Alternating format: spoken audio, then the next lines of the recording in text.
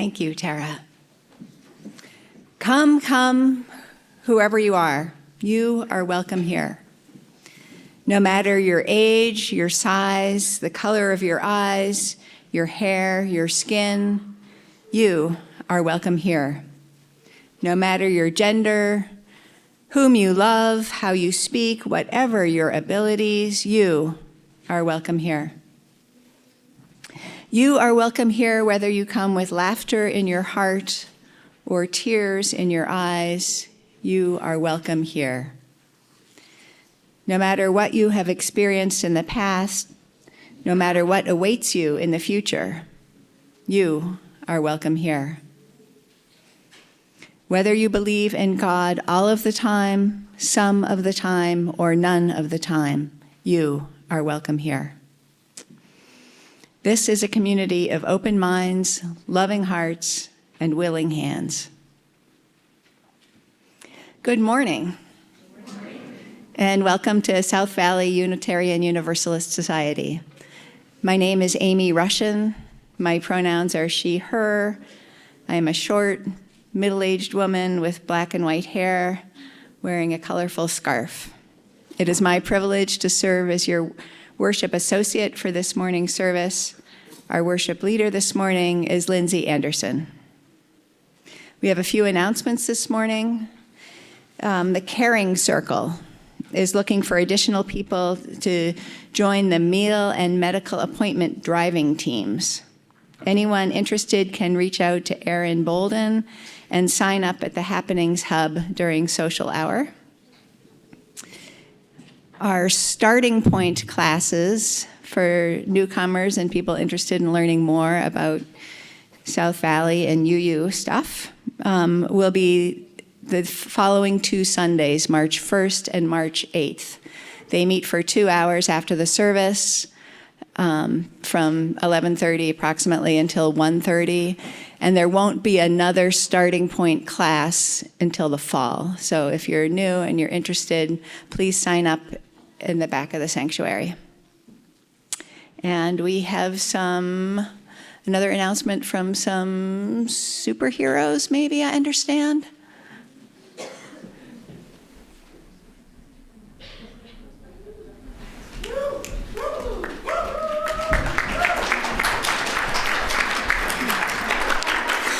Good morning. This is your final call to suit up. Today is the last day to sign up for Mystery Pals. If you haven't joined yet, this is your chance to be part of one of the most fun events we have at SVUUS. You'll be placed on a mixed age team of 3 to 4 people, and for 2 weeks, you'll exchange secretly small gifts and notes, all while keeping your superhero identity completely undercover. Then we'll gather for our superhero-themed party after service on March 22nd, where the masks come off and identities are revealed. Sign-ups close today, so don't miss your chance to join the adventure. If you want more information or to sign up, come to the Mystery Pals table downstairs after service today, or check Happenings for the online sign-up link. Thank you.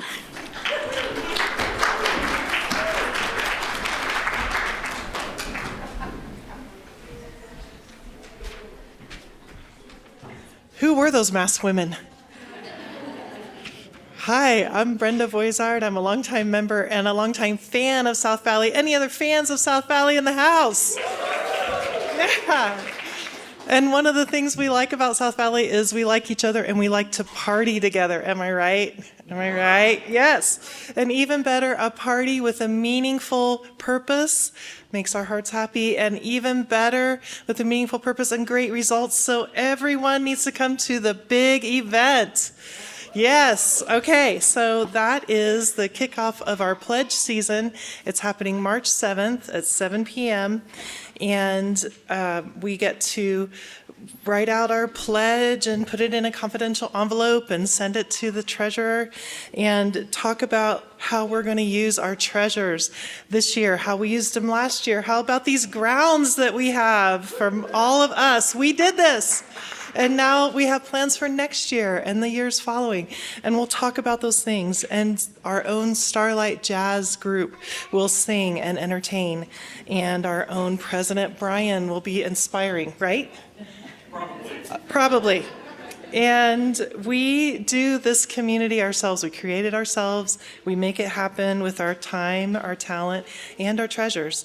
And this time of year is talking about our treasures.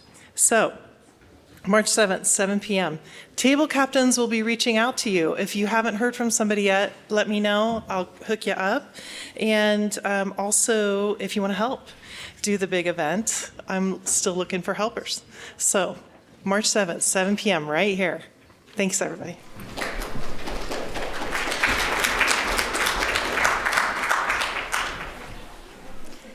Let's take a moment now to fully arrive and welcome one another.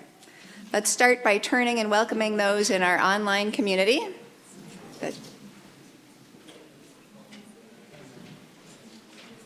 And each other.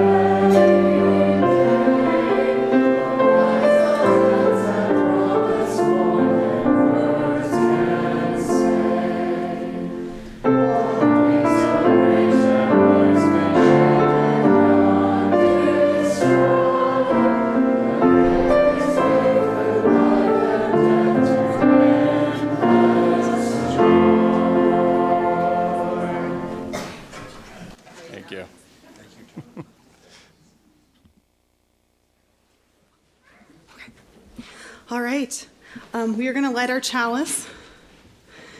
I would like to ask Art to come up. Okay.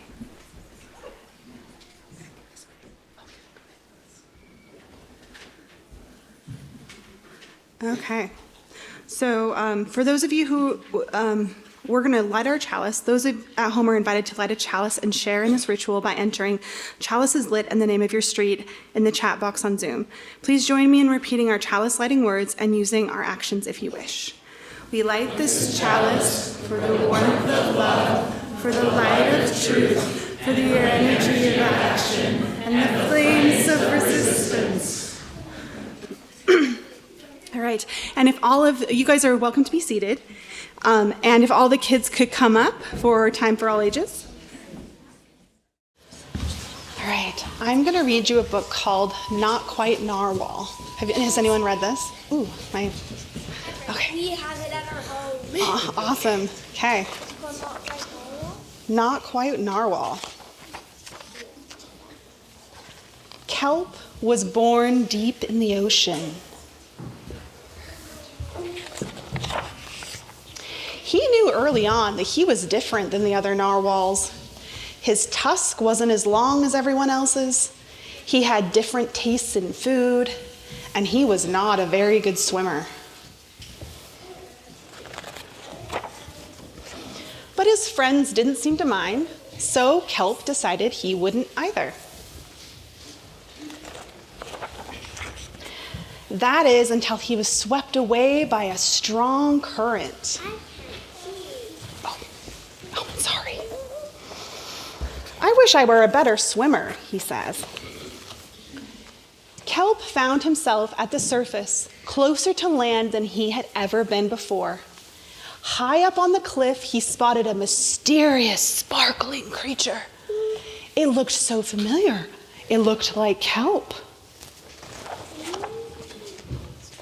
Kelp swam to land as fast as he could, which wasn't very fast at all, hoping that he could catch up with the creature that looked just like him. When he finally reached the shore, Kelp felt a little bit anxious. He had never left the ocean before. He was nervous about walking for the first time, but the land creatures made it look so easy. It wasn't. He tries to walk like a crab. It doesn't work. He tries to leap like a frog. It doesn't work. But eventually, he gets the hang of it. Everything on land was strange and beautiful, but also kind of scary. Kelp began to think he might never find the creature that looked just like him.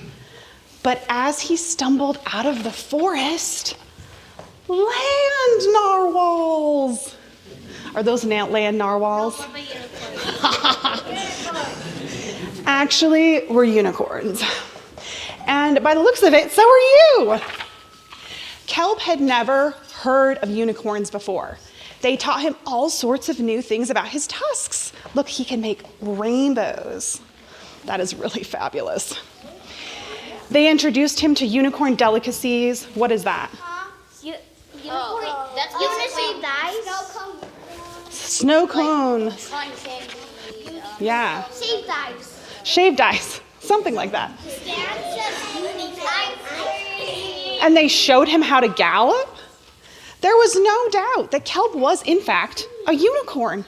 He was having so much fun, he didn't want to leave. But then he remembered all of his friends under the sea. Oh, he's so sad. He missed them terribly, so he said goodbye to the unicorns and returned to the ocean. Come back soon. Kelp swam toward home as fast as he could, which wasn't very fast at all, hoping that the narwhals would still like him now that he was a unicorn. When he finally arrived, Kelp had butterflies in his stomach. Look, they have a welcome home sign for him. They missed him. Kelp! Kelp took a deep breath and told his friends the news. It turns out, I am not a narwhal. Of course you aren't. I'm a unicorn. We all knew that. Now, I do feel like they had an obligation to maybe tell him, but that's another conversation. They took it quite well. Kelp was happy to be home, but now that he'd experienced life on land with the unicorns, he couldn't seem to forget them. But we should all appreciate his fabulous bed while we're here. Wouldn't you like to have a bed like that? I think that I would. No? Did he want to be a land narwhal with the unicorns or a sea unicorn with the narwhals? Kelp couldn't decide. But then he realized that maybe, just maybe, he didn't have to choose. Aww. We're just going to appreciate this because there's a lot of things going on in this picture. But one of my favorite things is that inevitably some of the balls have been skewered by the many different horns going on in this situation. There's like 3 of them and only one that has survived. Anyway. So as you get older, you are going to travel the world and find people who are like you, your people. But as you do, don't forget that there are people here who love you too. And we are really excited to see who you become. And we would love to come to the shore of whatever adventure you find yourselves on and hang out with all of the new people that you find. Yes? If a unicorn got in the lake, then why and the narwhal was not on the shore? I feel like this is one of those situations where you can't think too hard about it. You just have to go with the vibe. But that is an excellent question. Anyway, like Kelp's like little bubble around his head, how convenient is that? But we're just not going to think about that. Anyway, we're going to sing this to the children out.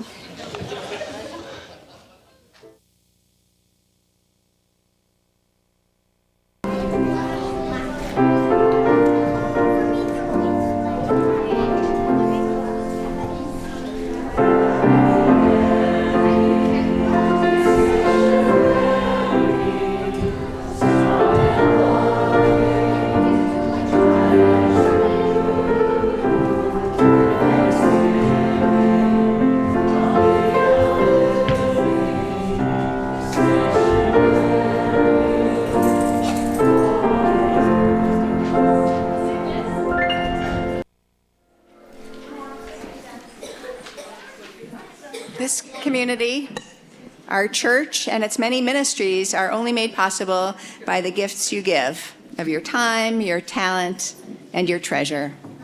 Many of you pledge monthly to support our work, and for this, we are grateful. Your gifts help to ensure that we are able to live our values of love and justice in the world outside. Part of our ministry at South Valley includes sharing our Sunday offering with a charitable organization that aligns with our principles and values. This week's partner is the Second and Second Coalition. Please join me in reading our offertory words. They're printed in your order of service and on the board. We are this church.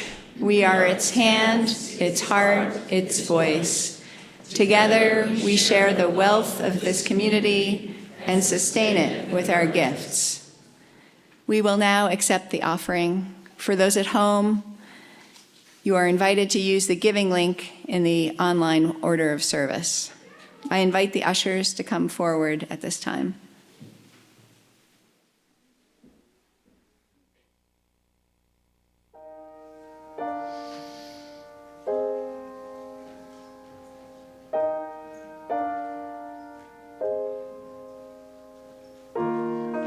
I bet you didn't know that the sun took a shine to water.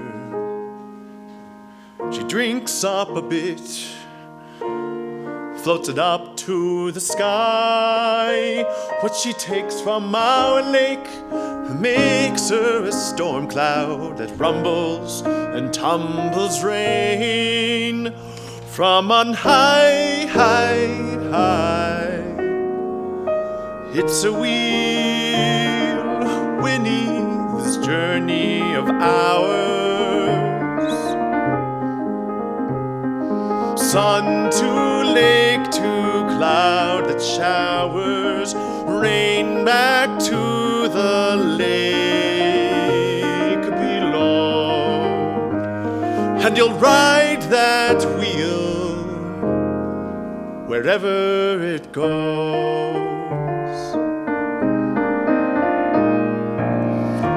Not a minute or moments the same. The wheel, it keeps us guessing. And everything around you is along for the ride. The pond, the bullfrogs, the birch trees, the hound dogs, and people as people ebb and flow. With the tide, tide, tide. It's a wheel of Winnie, this journey of water. Girl to wife, to mother, to daughter, like all your kinfolk. Come and gone, can't stop rowing, growing, changing, and moving on. Once you drop the anchor, a boat gets stuck, and it could stay forever, just floating on top, watching life pass you by, just floating on top. Show me how to climb back on the wheel. I'll be there slick as a slingshot, prepared to get off at the end. and share with someone my spot. You can't have living without dying, so you can't call it living what we've got. We just are, we just be, no before, no beyond. A rowboat anchored in the middle of a pond. Don't be afraid of death. Be afraid of not being truly alive.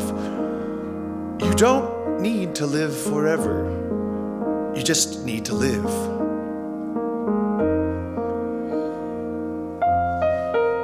Do you understand?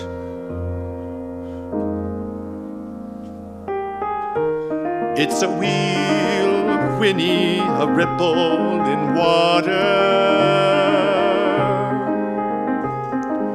Girl to wife, to mother, to daughter, like all your kinfolk, come and gone.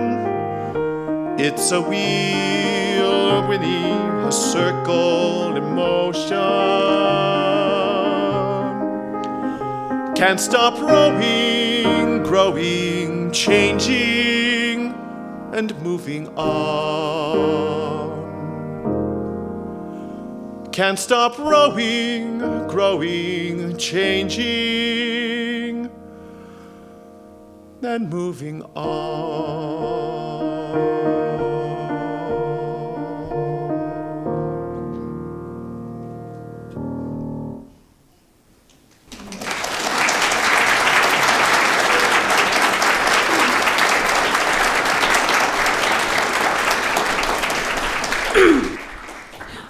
For all we have received, and all we have found the courage to give, may we be truly thankful. May these gifts be a blessing to South Valley and to the Second and Second Coalition. Good morning again. Let me formally introduce myself. My name is Lindsay. I am a tall woman who is wearing a very cozy sweatshirt to go with the cozy vibe. I am a white woman with light brown hair and blue eyes. And I am very nervous today, but I'm happy to be here. And thank you for listening and for showing up today and being a part of this community. When I was 16, I stopped believing in the faith of my youth. This was not a welcome loss of faith. I desperately wanted to believe in the religion that was at the center of my family and community. So I did what many teenagers do when they experience doubt. I told a religious mentor. Bishop White could have blamed me for my doubt. It is a common belief in many religions that skepticism is a sign of sin or a moral failing. But Bishop White never shamed me. He just listened. And when I told him that my doubts came from an earnest search for truth, he believed me. Over the next few years, I had frequent meetings with Bishop White, and I was completely honest with him about my growing skepticism. Many bishops would have told my parents, or at the very least, denied me a temple recommend. Giving a recommend to a self-prescribed atheist is against the rules. I avoided the temple whenever I could for that exact reason. But my family was taking a trip to Missouri to see the dedication of the Nauvoo Temple, and I needed a recommend to go. If I couldn't get one, I'd have to explain why to my parents, which was a terrifying prospect. Maybe Bishop White saw the bruises my father left on my skin, and that's the real reason he bent the rules for me. But at the time, he said that he would make an exception because he knew I was a good person, and he trusted me to respect the temple when I entered it. I remember crying in his office that day. Prior to that meeting, I had felt so much shame about my doubt, and I struggled to see myself as a good person. But Bishop White thought I was. He found me worthy, and that was formative for me. How would our society be different if every cishet man was like Bishop White, when the young girls of the world came to them, vulnerable and alone? During a time when the Epstein files and ICE make us afraid of the world we live in, I think about Bishop White often. What made him treat my most tender and fragile secret with love and understanding? It certainly wasn't his religion. When I share this experience with other former members of the LDS Church, they almost never echo my story with a positive one of their own. More often, they share heart-wrenching accounts of bishops who were cruel or indifferent in response to their spiritual struggles. Unfortunately, those experiences were formative for my friends, too. The way we're treated by someone in power when we're young and vulnerable is almost always formative. That is why we can never have a conversation about safety without also talking about power. Safety is a deep human need. A loss of safety is so traumatic, it can affect the way we look at the world for the rest of our lives. It can also affect what kind of person we become. The younger we are when we experience a loss of safety, the more profound the trauma is, and the more it prevents us from expressing and accepting love as an adult. The reverse is also true. Providing a stable environment that is safe and full of love is the best thing we can do for a child's growing brain. There is no better predictor of future success and happiness than how safe we feel when we are young, particularly how safe we feel with our primary caretakers, the people who have the most power over us. When we discuss power, we often talk of presidents, judges, and police officers. While it is true that these people have power over us and that power impacts our lives negatively if they abuse it, the power dynamics that impact us on a deeper level are closer to home. Our first experience with power comes from our parents or guardians as young children. Those relationships teach children what being vulnerable with someone feels like. I think about this often when I speak to my own child. Are my actions teaching them that it's safe to be vulnerable? What are they learning from me about how to use their own power? When I was a teenager, the way my father used his power taught me several things. For the first was how strong a man's upper body was in relation to mine. I learned that no matter how hard I fought back, I could not protect myself. The second thing I learned was that no one would ever say anything about the bruises he gave me, not the school counselors, not the teachers, and not my mother. I learned that the adults around me would not use their power to help me. Maybe that isn't fair. I never told my teachers what was happening, but I remember the time I went to school wearing a short-sleeved shirt when I had bruises all over my body, in the hope that someone would notice. Multiple people did, but then they looked away. I think they didn't know what to do. When I became a teen services librarian a decade later, I struggled with the same question several times. If I called Child Protective Services, the kid might never come back. And CPS needed multiple reports with corresponding evidence to remove a child from their legal guardian. I understand why my teachers didn't say anything now, but when I was a scared 16-year-old kid, their silence was deafening. Power is something we give to people, or it's something they take. Sometimes it's a combination of both. My father took, but he only got away with it because other people gave him the power to do so. Bishop White didn't give my father power, though. By keeping my confidence and giving me that temple recommend, he gave me power instead. I got to choose when I would tell my father about my atheism.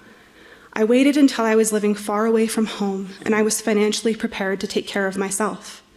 My father still reacted with fierce retribution, but when he did, I was safely building a life of my own outside the realm of his influence, and his rage was an entirely different thing when I wasn't at his mercy.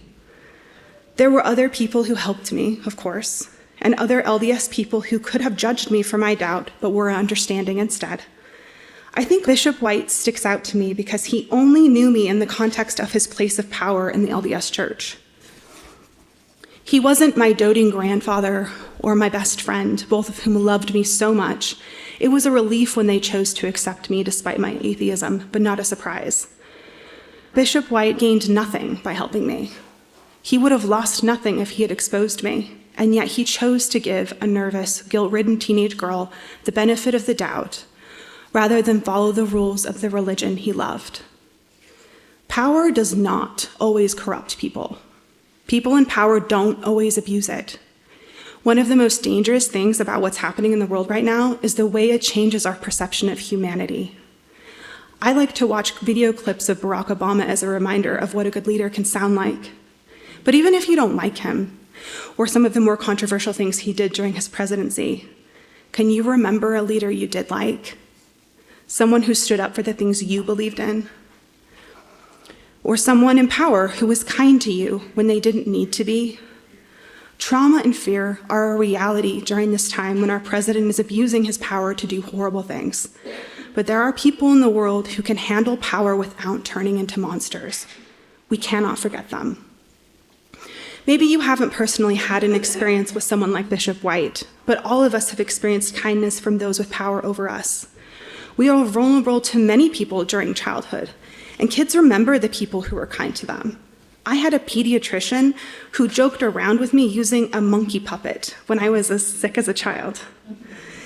My high school teacher gave me private lessons on essay writing simply because I told him I wanted to become a better writer. I never could have earned the full ride writing a scholarship that took me far away from the dangers of home without him.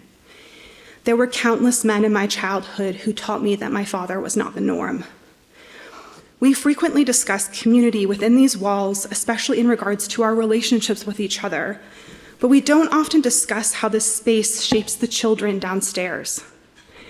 My child has met all sorts of good men here at this church. Queer men who are brave enough to live their lives authentically, emotionally sensitive men who are deeply involved in the rearing of their own children, and politically active men who are aware of how their privilege and power put them in a position to advocate for vulnerable minorities. I don't think I've ever met a collection of men better able to teach my child about masculinity. I'm grateful for that. Sometimes we get so caught up in what's happening in the larger world, we forget that the people around us are a better indicator of what's real. The world has men like Trump and Epstein, but it also has men like the ones in this room. There is safety in that. There is power in that too, because the men who are closest to our children are usually the ones who impact them the most. I will leave you today with a homework assignment that I hope will give you comfort. At some point this afternoon, try sitting down and writing the names of 5 people who had power over you in your youth, who were good to you. Bonus points if they were men, because there's a lot of red pill nonsense out there right now, and I think a reminder of wholesome masculinity is important. If you have time, write about how one of them impacted your life. If you don't want to write it down, talk about it with a friend. Thank you for listening to me talk about Bishop White. Remembering what he did for me always makes the world feel like a better place, a safer place.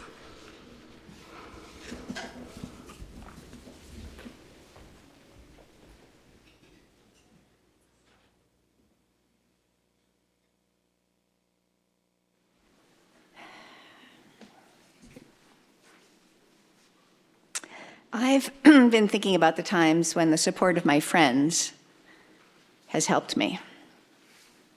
Those times when things in my life have gone haywire, when the world seems scary, and when there has been cause for celebration. My friends have been there providing safety, security, and love. The well-worn phrase, "it takes a village," feels true to me. In this era of hyper-individualism, of constant ads for self-improvement, of having grit, I find that reaching out to others is more important than ever. And I'll be honest, sometimes it's hard to reach out. You have to be vulnerable. You have to overcome your fear of rejection. What if they say no? What if they say yes? It takes courage to say, "I need help," or "I'd like support," or simply and accurately, "I feel lonely." I've gotten better at stating these needs during the past few years. When I left my marital home of many decades, I rented a room from a woman I barely knew. This seemingly random event morphed into a wellspring of friendship and community. Through her, my sense of safety grew. We developed into a tight group for skiing and hiking and other adventures, and these people became our chosen family. They provided comfort and safety during a turbulent time, both for me personally and because of COVID. And they remain so today. As is probably true for most of us, I am better at offering support to others than at asking for it myself. This is partly because of feeling undeserving of that kind of help. One of the lines my educator in my chaplain training program often told us was this: the relationship you have with another person will be no better than the relationship you have with yourself. I'll repeat that because I needed to hear it a few times. The relationship you have with another person will be no better than the relationship you have with yourself. So, I am learning slowly to offer support and safety, and yes, love, to myself. By finding safety within ourselves, we can become a safe haven for others. And we can be better able to develop safe relationships with friends, lovers, family, and a wider circle of people, perhaps even those with whom we do not appear to have much in common. I'd like to close with a quote that has been mistakenly attributed to George Eliot, but is actually by Dinah Crake from her book, A Life for a Life, published in 1859. In it, she writes, "Oh, the comfort, the inexpressible comfort of feeling safe with another person, having neither to weigh thoughts nor measure words, but to pour them all out just as they are."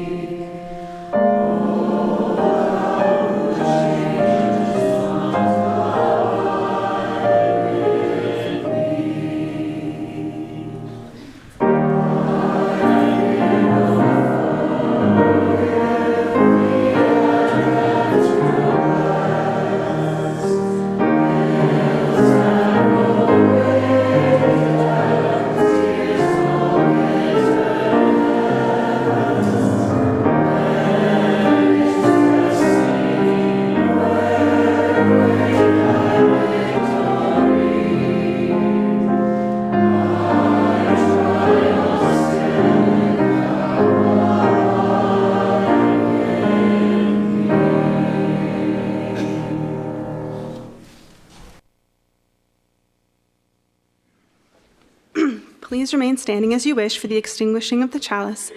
and join us in our actions as we do so. The words are in your order of service, and you are invited to say them aloud with me. We extinguish this chalice, but not the warmth of love, the light of truth, nor the energy of action. We hold each other in our hearts until we meet again.